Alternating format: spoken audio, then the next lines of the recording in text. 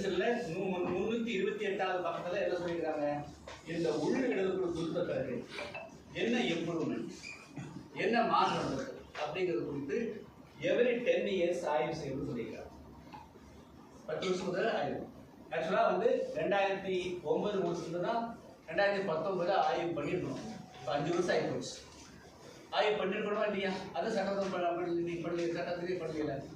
இனியாவது நீங்க ஆய்வு பண்ணி இந்த நேரத்தில் தமிழ்நாட்டுக்கு அரசு துறையில ஒவ்வொரு சாதியும் நீங்க எல்லா சாதிக்கும் பண்ணணும். நீங்க சாதி வாரியாக கணக்கு கேட்குறீங்க.